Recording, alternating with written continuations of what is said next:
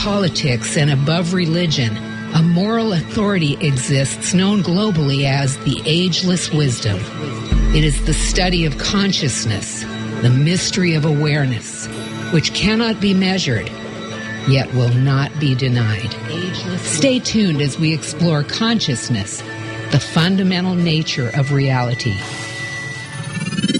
Welcome to the Ageless Wisdom Mystery School with Michael Banner. Good afternoon and welcome to the Ageless Wisdom Mystery School on 90.7 KPFK for all of Southern California and for the world through kpfk.org. Thanks for joining us. I hope you're making it a habit to listen to us every Tuesday at 1 o'clock, California time, West Coast time. And we're podcast also. And I've been posting on YouTube and picking up a lot of extra listeners on YouTube.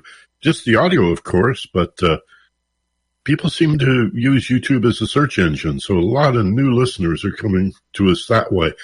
And so however you listen, whether through YouTube, a podcast, stream on demand at theagelesswisdom.com, or hopefully live, I think there's a special feeling that goes with knowing you're part of the group mind when you listen live, either via the radio in Southern California or the internet. Nice to have you with us in any event. We have a wonderful guest today and a very challenging and difficult topic. I think the central issue and the tangential issues that we're going to talk about today are filled with contradiction and paradox. It's a grand enigma that not only merits some interest and some study, but as my guest will tell you, there's a sense of urgency, really a strong need, a demand, an imperative, really, to figure out what is going on in the white nationalist Christian churches of America, and to some extent outside America as well. The white nationalism of Christian evangelicalism. And we're going to be using a lot of generalizations today. So let me say at the top that, of course, we're using a broad brush. We're not talking about all Christians being fascists. We're not talking about all evangelicals being white supremacists or autocrats or working consciously to replace democracy with a theocracy. But we're talking about some really significant numbers, and a big part of the political base of the last administration, which has done everything that it can to overthrow this government. So right-wing religion, white Christian nationalism, plays a big role in this. And so I've been fortunate enough to find an author who has a fairly new book called Confronting Christofascism. And we're going to talk to her today. I want to make sure you also understand that fascism is not just a nasty name that we're going to throw around as a bunch of liberals or lefties, to call somebody a Nazi or a fascist. This is not just a chant or a slogan that we use when we speak about people on the right. But if you follow conservative philosophy to the right and keep going further to the right and then further to the right and further to the right, at some point, conservatism becomes fascism. And the irony begins with the idea that they wave the American flag and talk about freedom. But it's a weird kind of uncivilized freedom that involves a worship of despots and tyrants and autocrats, and oddly is funded by some of the biggest corporations and multinational groups in America. It's such a strange alliance. I'm really excited in the best possible way to do this program with my guest today. The author of many books, I think 15 books or more, we'll find out. Carolyn Baker, who's with us from Boulder, Colorado today. Carolyn, good afternoon and welcome to KPFK. Well, thank you so much, Michael, for having me. It's really a pleasure to be here. So, exactly, first of all, how many books have you written? Something like 15. I'm sort of losing count, but I believe this is my 15th book. And people can see all of those books and order them at my website at carolynbaker.net. Well, I know the first I learned of you was when you wrote a book on joy with our friend Andrew Harvey a few years ago. And this newest book of yours, Confronting Christofascism, doesn't sound like a book that's filled with a whole lot of joy. So why don't you tell us why you've gone from writing about mysticism and spirituality and social issues in a very positive context to a book that confronts, as the title says, the fascism, especially in the religious right? Yes. Well, the subtitle of the book is Healing the Evangelical Wound. I grew up as an evangelical, and I have a chapter in the book talking about my upbringing and, my journey of exploration of my sexual orientation and all of the hell that broke loose as a result of that in my family and in Christian circles. I've been writing for about 15 years on the global crisis, on climate change and the possible collapse of systems. And my writing partner, Andrew Harvey, and I, we've written 4 books together, and our quartet called Radical Regeneration will come out sometime next year. It's going to be the 4 books that we wrote in one volume. But we started out our writing journey just talking about joy, because both of us have been writing on some level on the global crisis. And, we were sitting around joking about, how people are calling us gloomers and doomers. And out of the blue, I said, why don't we write a book on joy? And Andrew, you know his drama, and it's, yes, darling, let's do. And so we did. And then that led us to 3 other books. But in there, we talk about the distinction between joy and happiness, that happiness is circumstantial. If life is going well, then we're happy.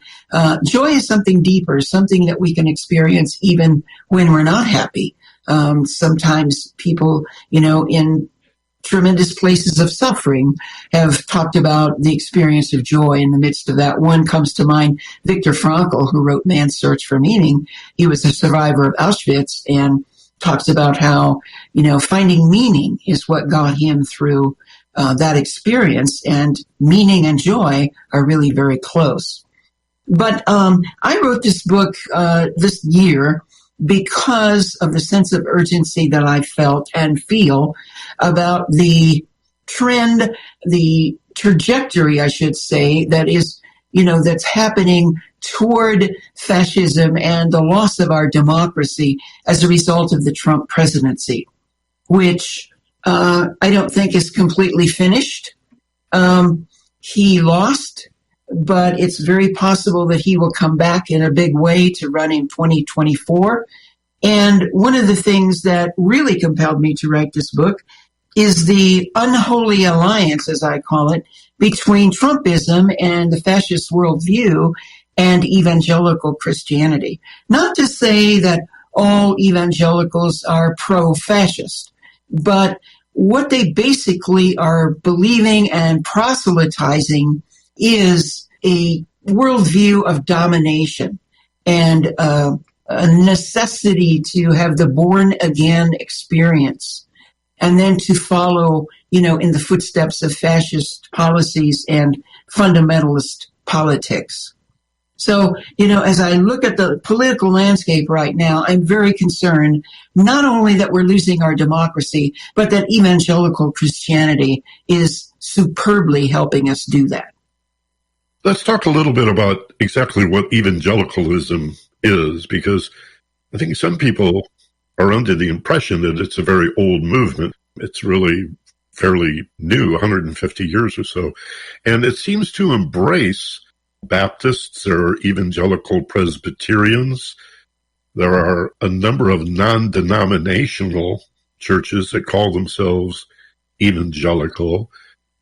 And it does seem to go around this interpretation of born again. Mystics have their own understanding of what that's a reference to, but fundamentalists tend to take everything so literally that it's difficult to understand all the nuance in a phrase like born again. But from your research, Carolyn, what can you tell us about the existence of fundamentalism, its birth in the late 19th century?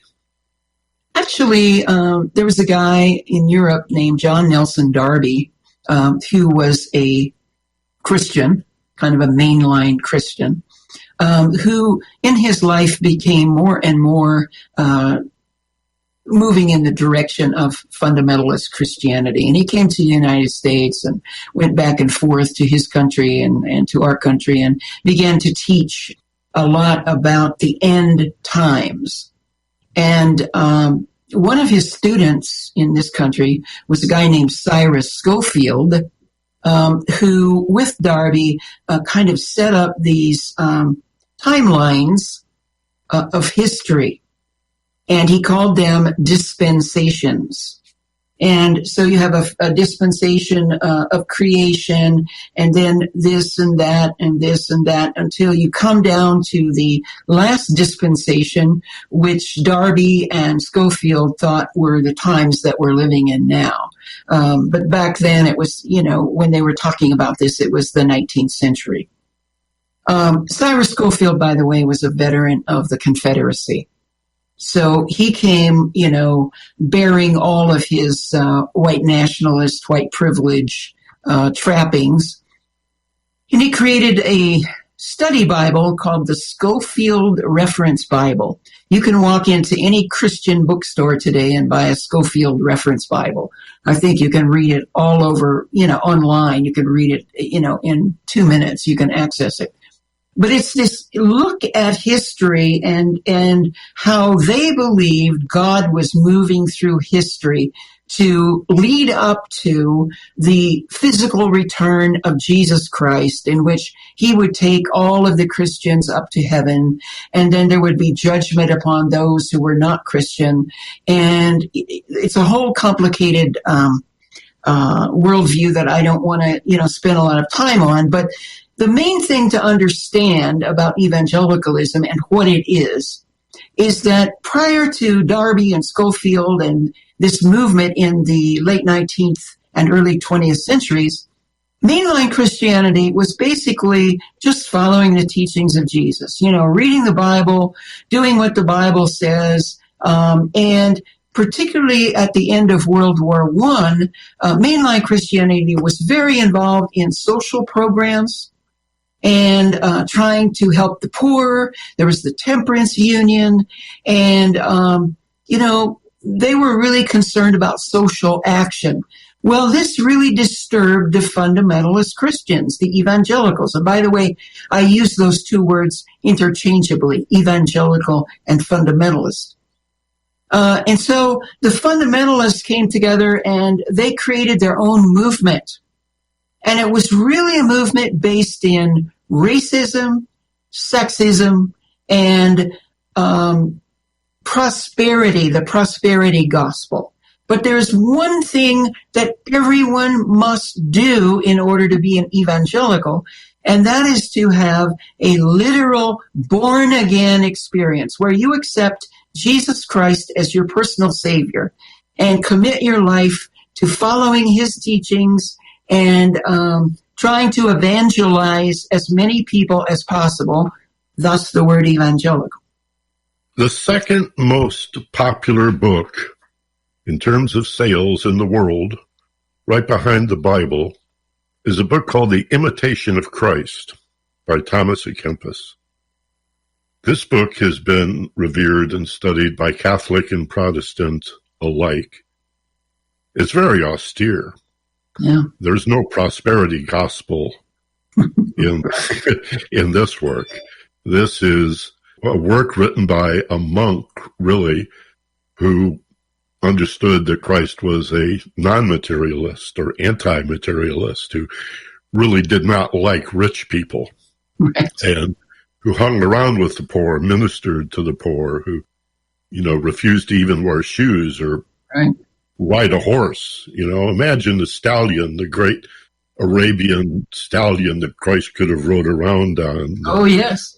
The fine robes that he could have worn if he were a fundamentalist, so-called.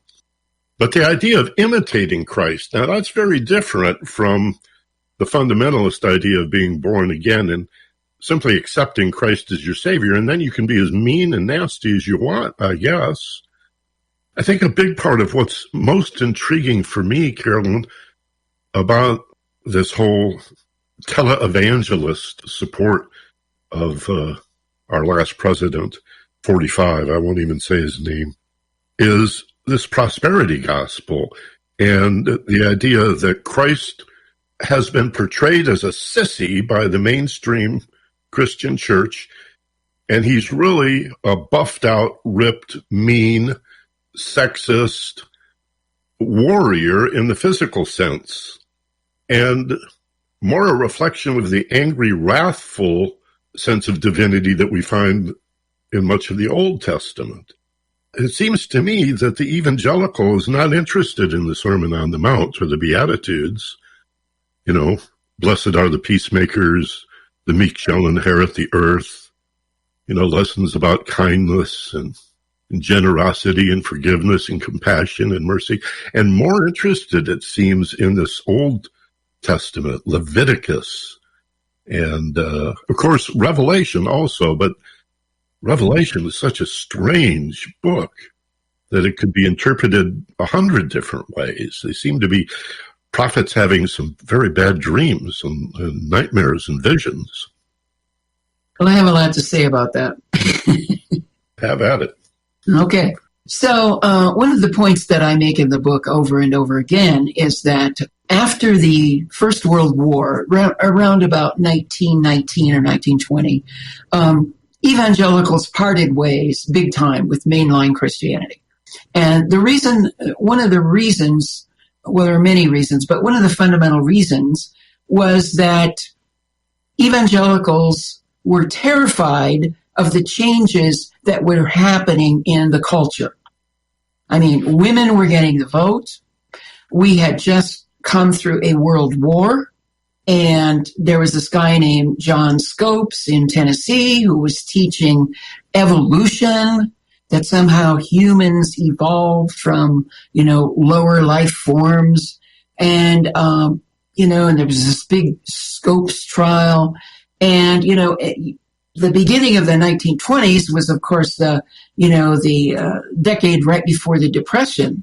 And people were celebrating a war was over and prosperity. And it was the age of the flappers and, the speakeasies and prohibition and, all of that glitter of the time that's, people just sort of said, we're done with the war, we're having a great time. And of course, this did not look good to the evangelical Christians because, those skirt lines were coming up for women and they were getting the vote.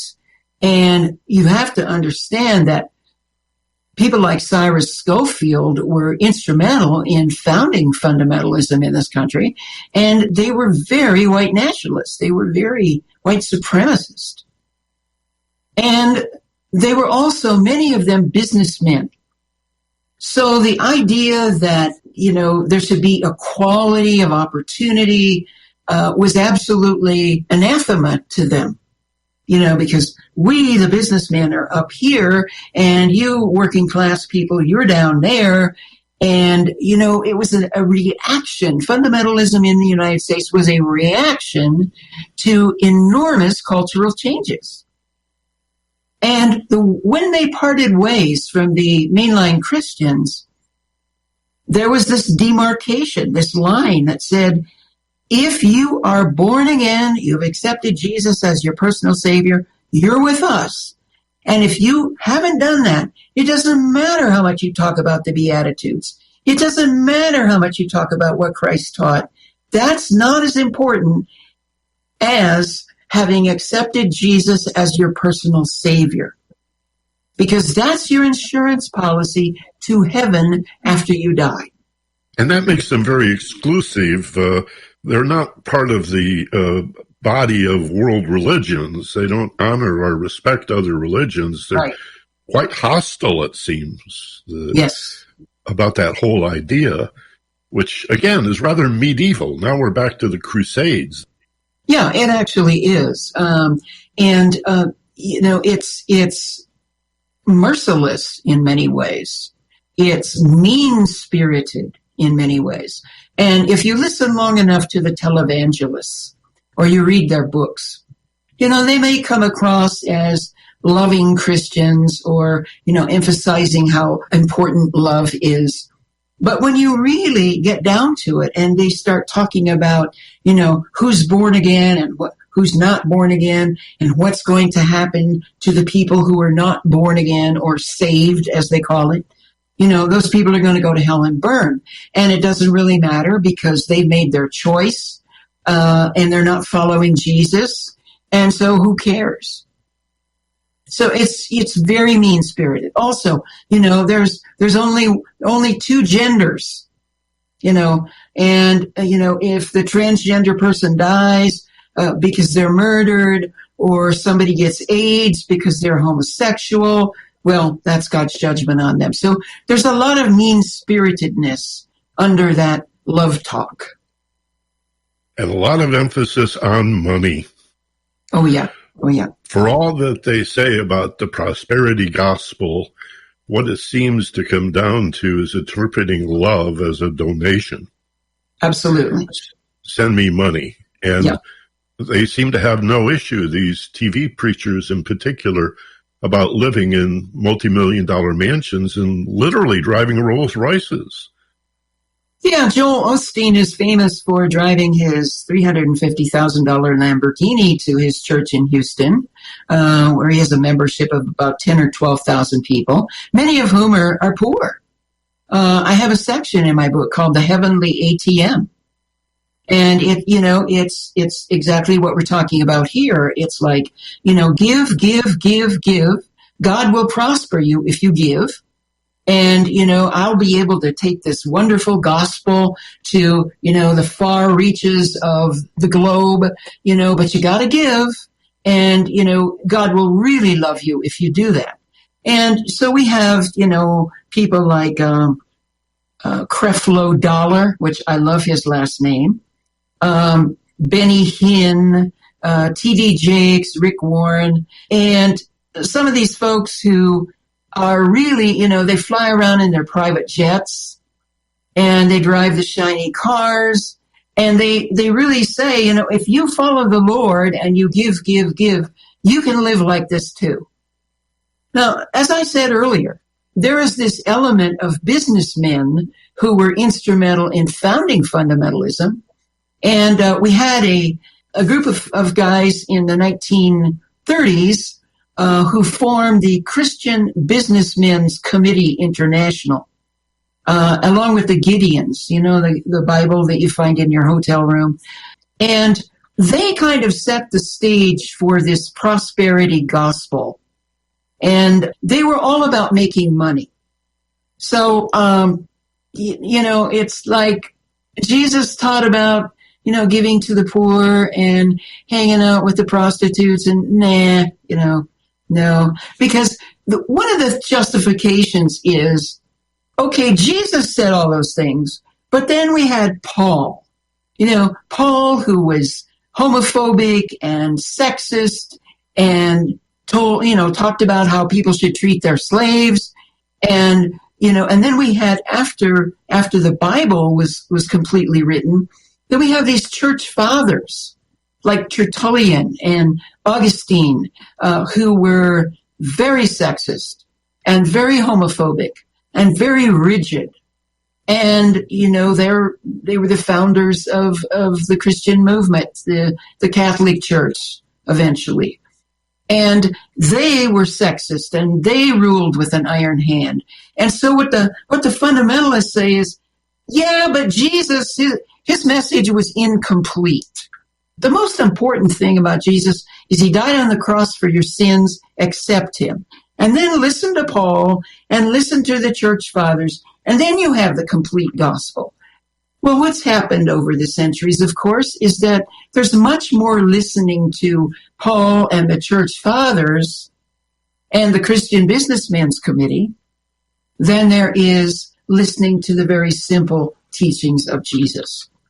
I got to take a station break. We'll come right back with more. We have another entire segment with my guest, Carolyn Baker. Her most recent book, as you've probably surmised if you've just tuned in the last few minutes, is entitled Confronting Christofascism.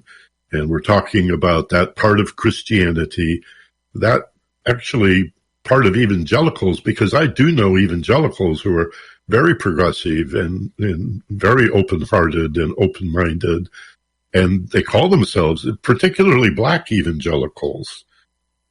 So it's not an entirely white thing, but it is born, as Carolyn was saying, out of Reconstruction after the Civil War by white supremacists and the Klan.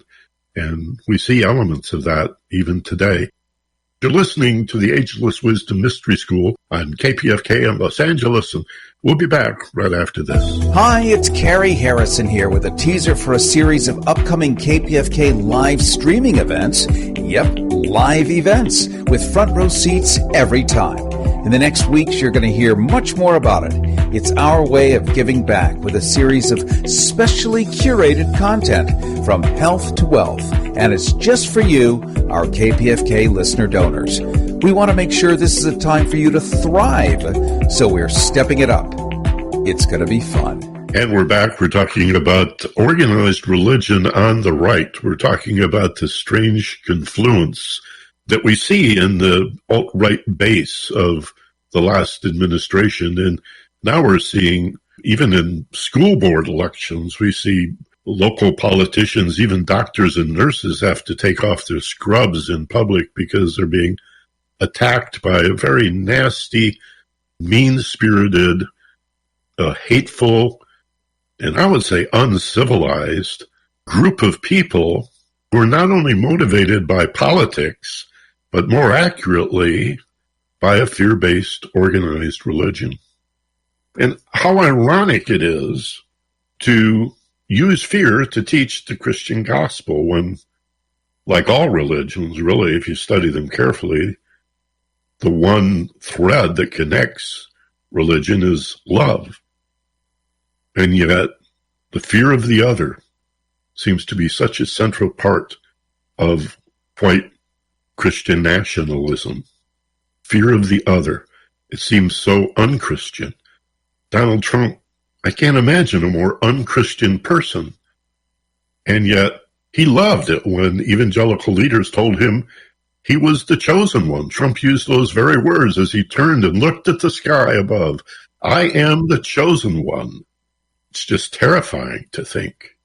And then to consider that there's millions of people who think of them as living in the light of the Creator and the love of Jesus, and using that to justify their hatred, their mean-spiritedness, their oppression of people of color, of women, of gay people and bisexuals and trans people, and even heterosexuality is repressed on the right. Let's talk a little about this because Carolyn, let me reintroduce you. Carolyn Baker is my guest today, the author of a fabulous new book called Confronting Christofascism. Your experience as a young girl growing up in a family that was very fundamentalist included an awakening around your own sexuality. Why don't you tell us a little bit about how you dealt with that internal struggle of having these ultra-conservative values being pushed in your face while you've got this inner sense of who you are developing? Yeah, I grew up, as you did, Michael, in the Midwest, in northern Indiana with extremely fundamentalist Christian parents. I was an only child. And I have a chapter in the book called A Little Knowledge is a Dangerous Thing, in which I talk about growing up fundamentalist and really buying into it in my teenage years. And all the while that, Martin Luther King was doing these courageous and just miraculous things in the South for the civil rights movement, I was saving my pennies to join the John Birch Society. Well, I went to a college near my home. It was actually a Mennonite college. And I commuted from home my first year of college. And, it turns out that I thought, well, this is a religious school. This is safe. This is good. But the Mennonites were very progressive at that college. And I would read the school newspaper. And, every week there'd be some news story about Martin Luther King's wonderful, civil rights actions that week or that month. And, schools were getting integrated and, the civil rights movement was really in full swing. And then, in the summer after I graduated, there was the wonderful Freedom Riders. And today I look back on the age that I was in the Freedom Riders movement, and I'm envious. I think, oh God, if I wasn't steeped in all that fundamentalism, I could have been part of that. But I wasn't. And so, the Mennonite school was a little bit too liberal for me. So I thought, I needed to go off to our denominational Bible college. So I did. I went off to Moody Bible Institute, which one of its mottos is the West Point of Christian Service. That tells you all you need to know about that school. And of course, I knew before I went to Bible college that I was attracted to women. And I knew that was a horrible, horrible, horrible sin. I heard people from church talking about, how sinful and evil homosexuality was. And so long story short, I got involved with a woman in my second year at the Bible college, and my life fell apart. All hell broke loose. I nearly committed suicide. And that led me then to, I got kicked out of the school for being gay. And that led me to apply to different universities. And I applied to Michigan State and I got accepted. And I spent 4 years at Michigan State. And that was my salvation in many ways because I got a good education. And over time, it wasn't right away, but over time, a period of 5 or 6 years, I was able to question everything I was raised with and become more comfortable with my sexual orientation. And, it was really by asking questions and really taking a hard look at how I was raised that I was able to liberate myself from, my upbringing. And one of the things I want to emphasize about why I wrote this book, I said it's a bit of history, a bit of memoir, but it's also a bit of self-help because I wrote this book also for the benefit of people who may be evangelical, but they're becoming increasingly uncomfortable with that, or maybe they're recovering evangelicals and, they're really assessing some of the damage that was done, some of the trauma that they experienced. So this is a book of healing as well as history. I want to celebrate this strange synchronicity that Carolyn and I discovered only a few days ago, that we were both at Michigan State University at exactly the same time, the exact same 4-year period, walked the same paths, went to the same football games, I'm sure participated in the same lefty rallies and anti-war demonstrations. And yet here we are 50 plus years later meeting like this. So that state college in East Lansing apparently generated its share of progressive, well-educated, and like-minded women and men. I'd like to say something about that, Michael. The other night I was watching Rachel Maddow, and she started the show by viewing a rally in front of the Michigan State Capitol, a fascist rally that happened the other day. I think it was Tuesday. They're running a lot of extremely right-wing candidates in Michigan because that's part of the Republican agenda, is to run a lot of extremely right-wing Trump-supporting candidates. And I could only go back to a time when we had a rally in front of the state capitol in 1970, I think it was, around the time of Kent State. And, you know, we were protesting the Vietnam War, we were protesting the bombing of Cambodia, and all of the things that we were protesting at that time. And what a day that was. Maybe 500 students down there at the Capitol protesting. And then the other night to watch this fascist rally in front of the Capitol. And of course, there had been Michigan militia at the state capitol, you know, months ago as they were trying to get rid of Governor Whitmer. And, you know, they were all donning their AR-15s. So it was quite a shock. Not really a shock, but it was heartbreaking, really, to see that. Yeah, it's such a contradiction. What's odd about Michigan is its polarities. I grew up in southwestern Michigan on the lake opposite Chicago, where Republicans traditionally ran unopposed for all the local municipal and county offices and the state representatives. You never saw a Democrat on the ballot. I mean, literally, not even on the ballot, didn't even bother. It was all Republicans and very rural, very agricultural, very small town. And when I went to Michigan State in East Lansing, I was introduced to the Motor City culture.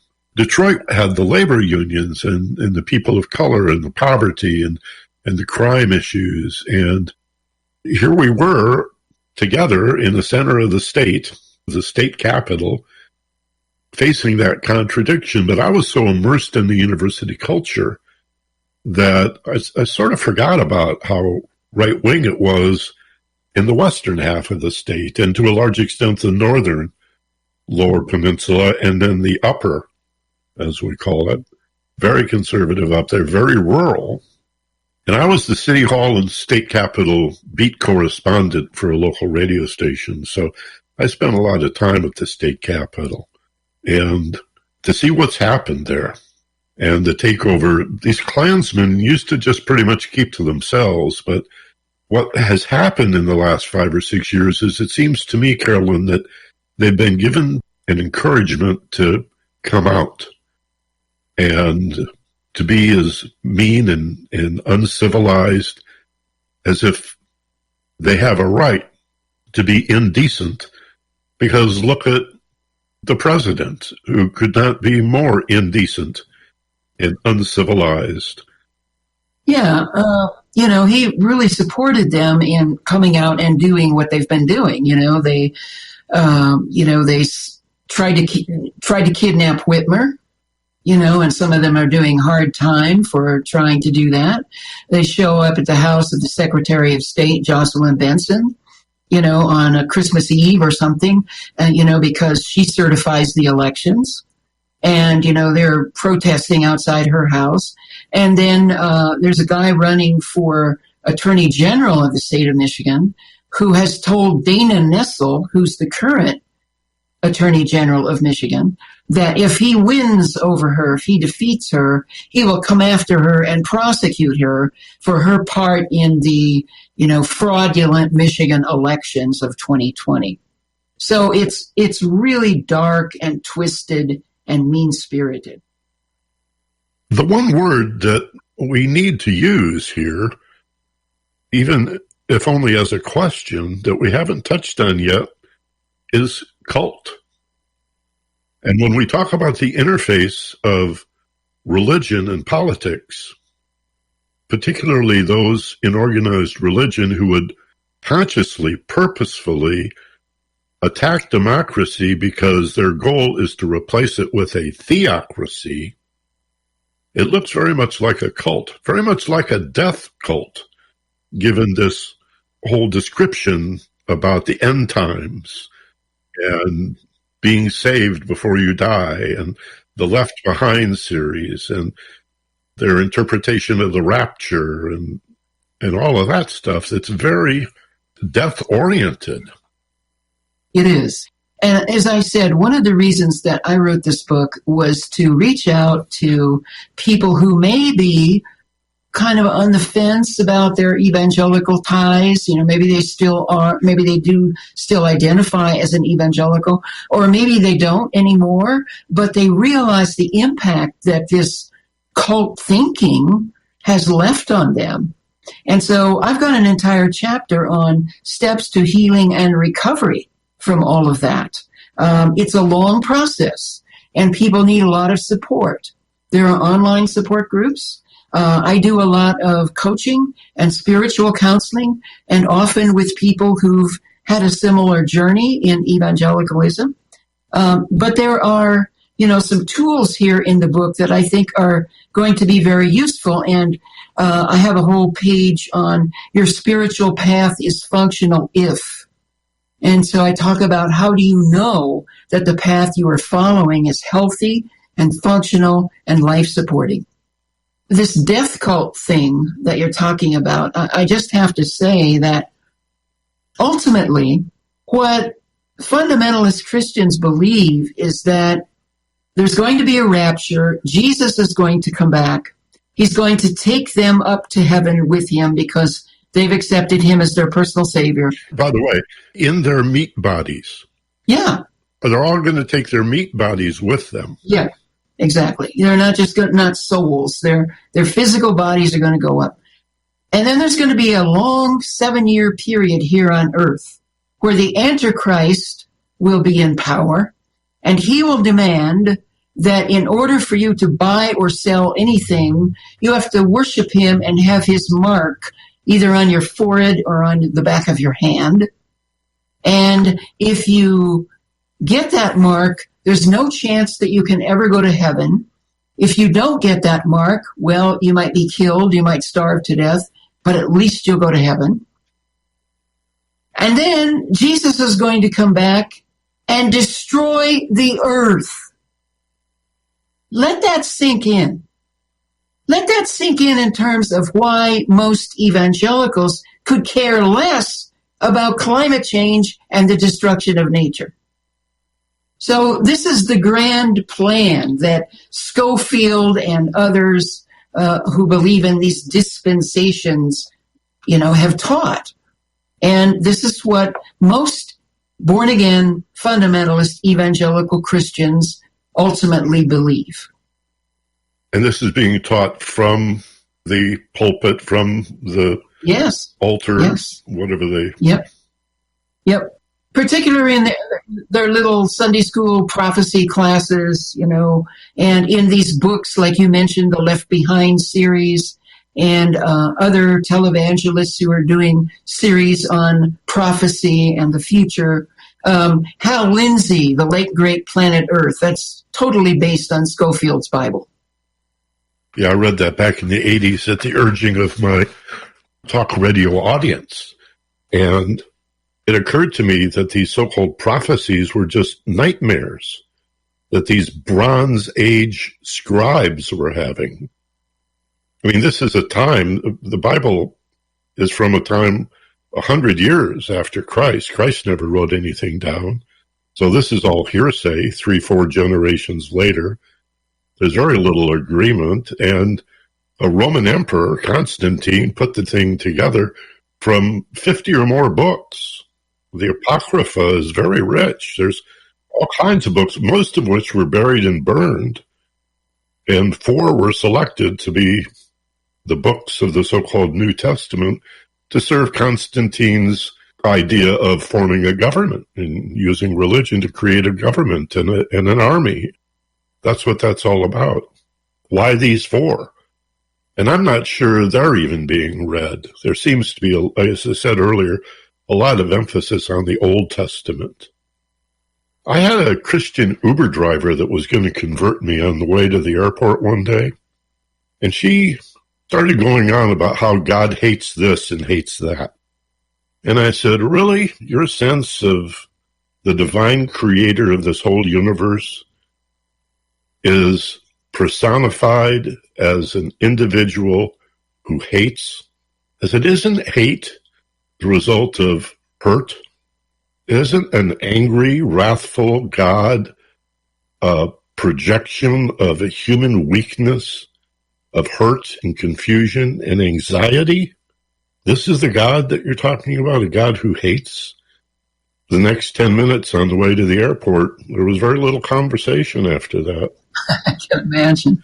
And I think part of the problem is faith gets interpreted in many people as, when it comes to these matters, I must turn off my logic and my ability to think critically. For to be reasonable is to counsel evil. I mean, think of it. I firmly believe that. And one of the things that I say here in the book is that you have to educate yourself and learn to think critically. That doesn't mean that if you haven't gone to college, you have to go off now to a 4-year college and get a degree. It just means learn how to think, learn how to question, and pay attention to what doesn't feel right in your gut. And you're told in evangelical circles that, well, that's just the devil making you resist and tempting you not to pay attention to what the Bible says or the preacher says. But in fact, it's your intuition, it's your really, I believe, higher self telling you this is an insult to your soul. You should question it. That raises another question. I've never found a fundamentalist who could answer it for me. If God and the devil hate each other, are opposites, personifications of good and evil, then why does Satan agree to run hell for God? Because it seemed to me if the devil, Satan, Lucifer, whoever is running hell was doing it on his own, it would be a grand festival of depravity. Right. Instead, it's eternal punishment and damnation, so he must work for God. Explain that. And they never can. It's like, oh my God, I've never even thought of that. And they quickly change the subject. But I've never found anybody to say, if God hates the devil, then why did he hire him to run hell? I love the question. Let me know if you ever find anybody who can answer it. Carolyn Baker is my guest. Her latest book is Confronting Christofascism. And do yourself a favor. Check this book out. It's available everywhere. Carolyn, you also have a newsletter that people can subscribe to. Tell us how to find out more about that. Yeah. Well, for the last 15 years or so, I've been writing a lot and thinking a lot about climate change, climate chaos, and the potential collapse of systems as a result of climate change and other exigencies that we can't necessarily control. Just for an example, we're a few miles from where Michael is sitting right now are lots of container ships out there in the port of Los Angeles and the port of Long Beach that, are waiting to come into port because, and the whole supply chain thing and the truck drivers that aren't unloading those container ships and distributing all those things. That happened very quickly. That clogging of everything happened very quickly. I don't know how fast we're going to be able to unclog, but this is how fragile many of our systems are. So I've been looking at all that for the last 15 or so years, writing about it. And in addition to books that I've written, I've also created a daily news digest that is subscription-based, and you can find out about it at my website, carolynbaker.net, because 7 days a week, unless I'm sick or traveling, I publish the Daily News Digest. It covers economics, the environment, the world news, scandal and corruption, the anti-democracy report, civil liberties, and cultural events. And then I do something that few people do at all in newsletters. I provide an inspiration section at the end, because after you've read all this news, you might feel a little down. And so I give you some inspiration at the end of the digest. Check it out, carolynbaker.net, click on the subscription tab, and join several thousand people around the world who are getting the digest every day. And one of the things I love about doing this program, the Ageless Wisdom Mystery School on KPFK, is that we challenge this whole binary idea that if you're critical of religion, you must be an atheist or at least agnostic. Yet more than 1/3 of American adults now describe themselves as spiritual but not religious. And that number grows every year. And it's so exciting to me to realize that we should take a critical look at these Bronze Age religions that, like every other institution, becomes crystallized and concretized and corrupt at the very top. And share the good news that there's plenty of opportunity to grow spiritually outside of the tenets and rituals and restrictions of these organized religions. Absolutely. I did a little Google search on Christianity the other day on just how many denominations there were. Google tells me there are 45,000 forms of Christianity alone. So calling yourself a Christian doesn't really say very much. No, it doesn't. Other than you're interested in these Gospels that Constantine selected out of the Apocrypha. And I hope Christians will read the Nag Hammadi Gospels, the so-called Gnostic Gospels, and wade into the Apocrypha, and then read the Quran and maybe the Upanishads and the Gita and some Buddhist sutras and some Confucian wisdom, some Taoism, and, some of the mystical literature that caused many Christian mystics to be persecuted, tortured, burned at the stake by the inquisitors, and open their minds and their hearts. We can pursue the longing to understand ourselves, our relationship to each other, to nature, to the magnificent beauty of this universe, and think of ourselves as loving, kind, compassionate, spiritual beings outside of organized religion. And absolutely. That's a song I want to sing. That's a tune I want to toot. You bet. I'm with you. I'm totally with you, Michael. I know you are, and I think to listeners of this radio program. Thank you, Carolyn. It's a joy to have you, the author of a book about joy. Oh, well, thank you. Happiness for no reason. That's the way I describe joy. Thank you. We don't need reasons at all to be happy. No. And let's do it again. Let's do it. Okay? I would love it. Love to have you back. We've got a few more minutes left here on the Mystery School, so stay with us. I'll be right back after this short break. You're listening to 90.7 FM in Southern California, KPFK. KPFK programmers consistently dig deep to get at the truth and then tell it like it is to make a difference locally and globally. Please pledge your financial support to maintain KPFK's vital independent role in contemporary media. You can do so now at kpfk.org or by calling 818-985-5735. KPFK, powered by the people. We just have a few minutes left for the Ageless Wisdom Mystery School today, and so I want to use this time to remind you that we are in our fall fund drive, and this is a time when we remind you to join us in the Pacifica Mission for peace and social justice through broadcasting. Extremely diverse, but always progressive news, views, information, and entertainment. Your donations are tax deductible because KPFK and Pacifica are a charity. And the word charity, which used to be capitalized, is actually a spiritual word, a synonym for the Greek word agape. This is the highest form of love. Charity, traditionally, has been understood to be a virtue. In fact, charity is the cornerstone virtue. It is first among all of the good things that you could do for the world. An unselfish repayment for the gift of life, for the opportunity to be of service to each other. An unselfish form of service.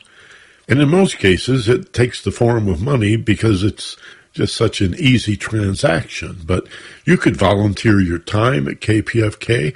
You could tell your friends about all the wonderful programming on KPFK. You could leave reviews on podcast sites. You could write blogs and encourage people. There's all manner of ways that you can give to the Pacific Commission. But the easiest of all, and the most useful, is money. The Red Cross or other charitable organizations will tell you the same thing.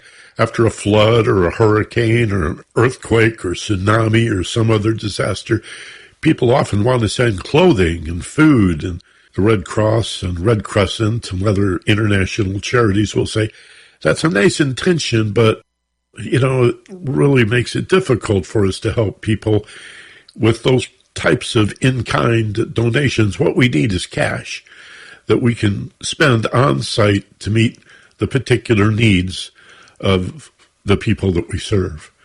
And so it is with KPFK. We value whatever you can do to support us in a non-financial way, but we still have a light bill to pay. We have a 110,000-watt signal coming off Mount Wilson 24 hours a day, 7 days a week, all year round. We have countless other expenses just maintaining the equipment that we use to keep this radio station on the air. It takes money. And if this were a commercial radio station, this hour would have been only 44 minutes long. For the other 16 minutes would have gone to commercials for products and services that you don't need, probably don't even want, and are not in your best interest anyway. Instead, we take 6 or 8 minutes out of an hour to appeal to you to join us as members of KPFK, as voting members. And by the way, the election for local station board members concluded last week, and we want to thank those of you who are voting members for participating in that election, and all the candidates who ran for local station board. You see, as a community listener-sponsored radio station, we're your radio station. So help us out. Call 818-985-KPFK. That's 818-985-5735. Make your pledge or contribution, $100, $150 once a year, or be really smart about it. How about a contribution of $10 or $15 a month? You probably pay somewhere between $8 and $12 for a single premium channel on your cable TV. Maybe you watch one movie a month. If you don't use it at all, you don't even think about it, you just keep paying that $8, that $12 a month for a cable TV channel that you rarely use. But imagine if you made a donation of $10 or $15 each month with Sustainers Circle. Set it up, forget it. We'll take care of it. That tax-deductible contribution will be drawn seamlessly from your bank account every month. You won't even miss it, $10 or $15. That's a nice contribution to keep this radio station on the air, to support its mission. And when you hear an appeal like this on KPFK, you can enjoy that wonderful feeling of knowing, yeah, I'm already a member. Every month I make a little donation of $10 or $15. That's called Sustainer Circle, and to find that, simply point your browser to kpfk.org/donate and look for Sustainer Circle.